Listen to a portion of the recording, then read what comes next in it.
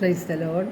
സ്നേഹമുള്ളവരെ, ഇന്ന് നാം വിചിന്തനം ചെയ്യുന്ന തിരുവചനം റോമ 14:17 ദൈവരാജ്യം എന്നാൽ ഭക്ഷണവും പാനീയവുമല്ല, പ്രത്യുത നീതിയും സമാധാനവും പരിശുദ്ധാത്മാവിലുള്ള സന്തോഷവുമാണ്.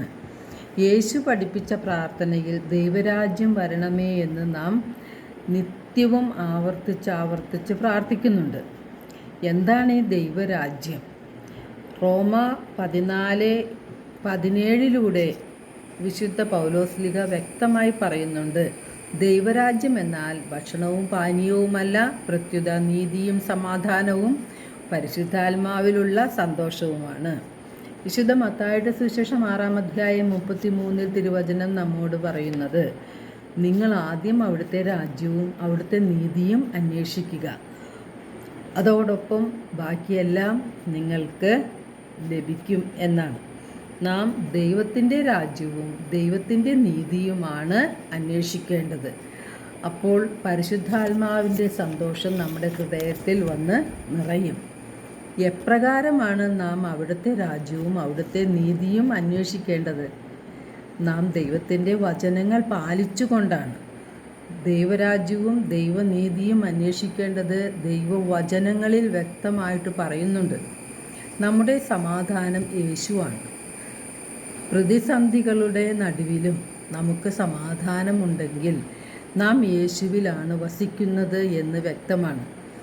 ഒരു വ്യക്തിയുടെ ജീവിതത്തിലും പ്രയാസങ്ങളോ സഹനങ്ങളോ ദുഃഖങ്ങളോ ദുരിതങ്ങളോ ഇല്ലാതെ വരുന്നില്ല.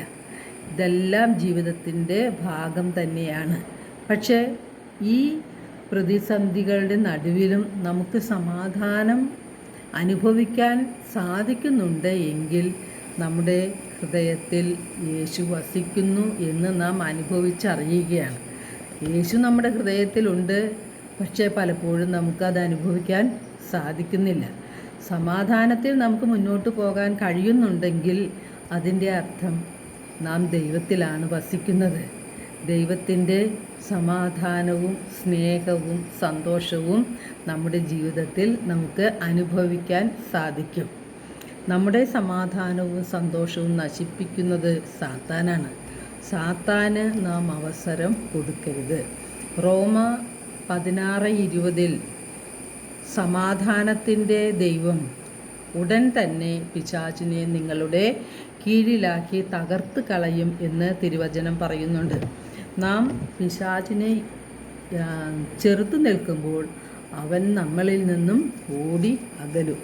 ഹെബ്രായർ 12:14 എല്ലാവരോടും സമാധാനത്തിൽ വർത്തിച്ച് വിശുദ്ധിക്ക് വേണ്ടി പരിശ്രമിക്കുവിൻ എന്നാണ് വിശുദ്ധ പൗലോസ്ലീഹ നമ്മെ ഓർമ്മിപ്പിക്കുന്നത്. കാരണം വിശുദ്ധി കൂടാതെ ആർക്കും ദൈവത്തെ ദർശിക്കുവാൻ സാധിക്കുകയില്ല. നമ്മുടെ ചിന്തകളിലും ഭാവനയിലും അതുപോലെ വികാരങ്ങളിലും തിന്മ കടന്നുകൂടാതെ നന്മ നിറച്ചുകൊണ്ട് മുന്നോട്ട് പോകുമ്പോൾ സാത്താന് അതിൽ കടന്നുകൂടാൻ സാധിക്കുകയില്ല. ദൈവത്തിൽ ആശ്രയിച്ചുകൊണ്ട് ദൈവവചനപ്രകാരം ജീവിച്ചുകൊണ്ട് നമ്മുടെ അനുദിന ജീവിതത്തെ ധന്യമാക്കാം. നാം എത്ര കാലം ജീവിച്ചു എന്നതിലല്ല, എപ്രകാരമാണ് നാം ജീവിക്കുന്നത്, അതിൻ്റെ അടിസ്ഥാനത്തിലാണ് നാം ദൈവരാജ്യത്തിനടുത്താണോ ദൈവരാജ്യത്തിൻ്റെ ഉള്ളിലാണോ എന്ന് വ്യക്തമാവുകയുള്ളൂ. അപ്പോൾ നല്ല ജീവിതം നയിക്കുമ്പോൾ നാം ദൈവരാജ്യത്തിനുള്ളിൽ തന്നെ ആണ്. എല്ലാവർക്കും നല്ലൊരു ദിനം ആശംസിക്കുന്നു. ദൈവം നമ്മെ ഓരോരുത്തരെയും സമൃദ്ധമായി അനുഗ്രഹിക്കട്ടെ.